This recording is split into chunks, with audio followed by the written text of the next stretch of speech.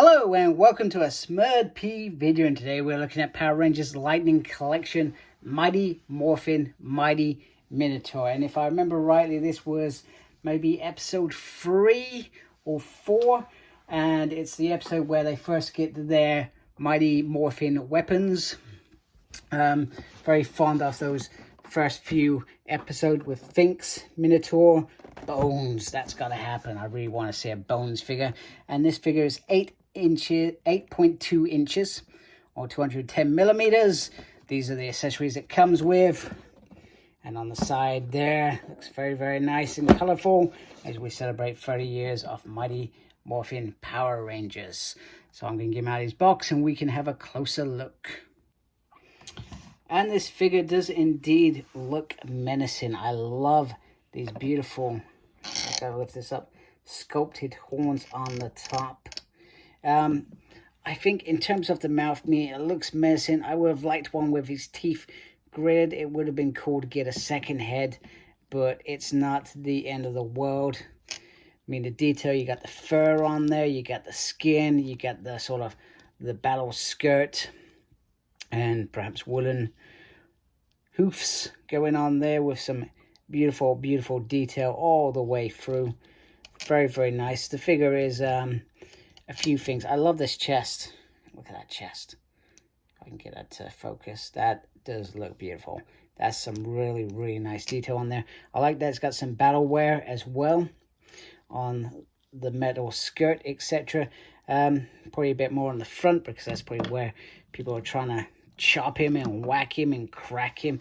Now, I did see somebody note that this would make a good in the Marvel Legends group. I'm sorry if I can't remember your name and you're watching this video. I do apologize. But he mentioned that if you're a Thor fan, you like Jason Aaron's run, you could pick him up as the guy from Roxanne. I can't remember his name. He's a Minotaur as well. So you've got options now. If you're a Marvel Legends fan, you could grab this if you're into the Thor, etc. He comes with this beautiful shield, once again, battle wear, where it's taken some hits. I love the fact that it's got these sort of scoped spikes poking out that could do just as much as damage as he's a mallet, or let's go with mallet. I was going to say mace, but it's not a mace, is it? But it's got the spikes hanging out.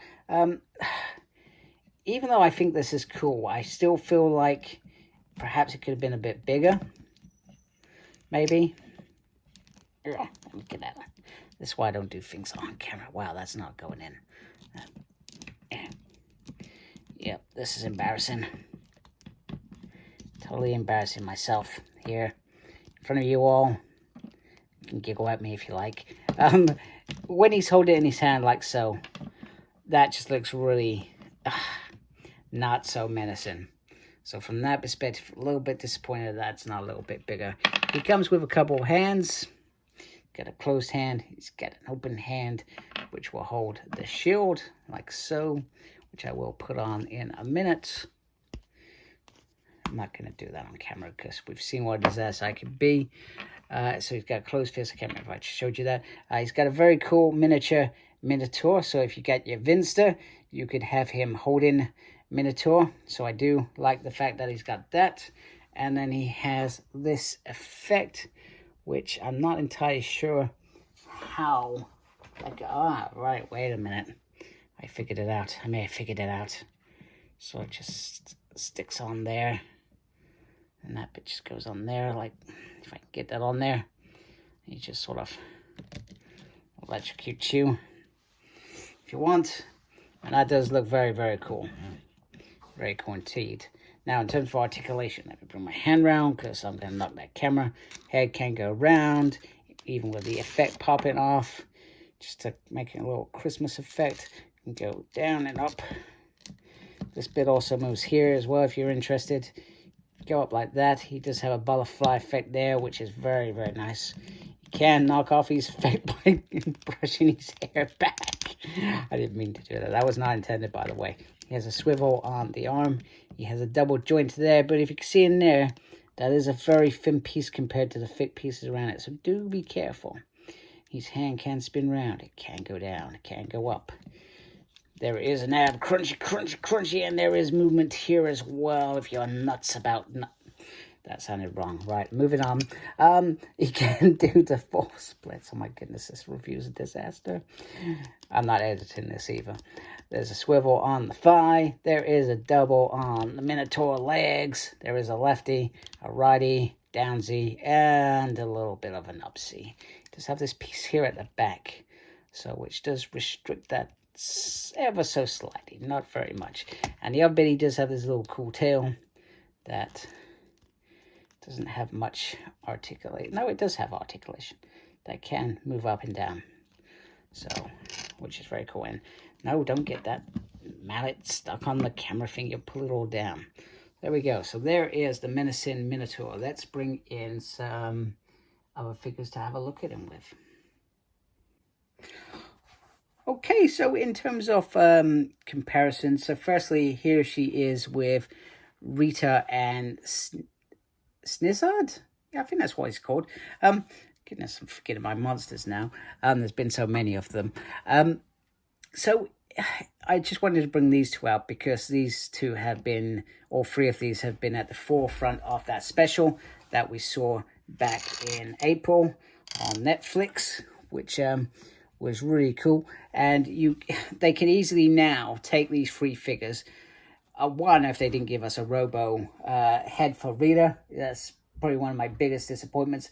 But you know that they're going to milk this dry. We're probably going to get a free pack. These two are going to be all machined up. She's going to be machined. And we will be looking at them in the future, I am sure. And then once again, this is probably going to be the biggest disappointment because Goldar did used to go out as one of Rita's lead generals, henchmen, whatever you want to call him, and fight with some of these monsters. And in particular, in this episode, he is fighting alongside Minotaur and the Putties, attacking, I almost said the Autobots, attacking the Power Rangers. So his height is always going to be an issue because they have made these monsters bigger. Don't get me wrong, I love the fact that the monsters are bigger because they are perhaps a bit more scary, a bit more fearsome perhaps, but Goldar should sort of be a similar size. Now there are options. There's Super 7's Goldar. I wouldn't pay full price for it, but you can get it. But I warn you, be careful with those wings because those wings can snap very easily. So I've just got a couple more figures to compare it against, and then we're all free to go. So very quickly, here is Vinster holding the mold very, very nicely, as you can see. And it does look very, very awesome. And just really getting excited for her new monster ready to attack Earth together. And if I've remembered my morphing history correctly, the episode is teamwork. So Trini and Kimberly go off to the dump to present their petition to their poor waste management. It wouldn't happen these days. Well, at least I hope it wouldn't. Although we're in the UK, I'm in the UK. It's maybe a bit different to America. So the lads were off fighting Minotaur and Goldar. So I've literally just shoved the lads here, waiting for rescue from Kimberly. By Kimberly and Trini. So this is a really nice figure. I do like the monsters. I think that they do an incredible job. And I mean, not that I've gone to watch the episode to see if this is show accurate, but I think it does the job for me personally. So anyway, if you like my channel, please support my channel by subscribing. I'd really appreciate it. Thank you for watching. Thank you to those that subscribe to my channel. Make sure you look after yourself. Very important these days. And as always, embrace the geekiness. Take care. Goodbye.